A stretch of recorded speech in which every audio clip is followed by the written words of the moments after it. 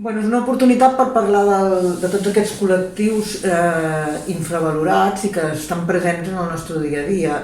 El col·lectiu de la transsexualitat és un d'ells, que a més s'afegeix que normalment tenen una situació de precarietat laboral molt important, que a més, en el nostre cas, els que coneixem són els pacients que estan infectats de SIDA i que tot això fa que es tinguin que moure en uns cercles que és molt difícil de sortir-ne,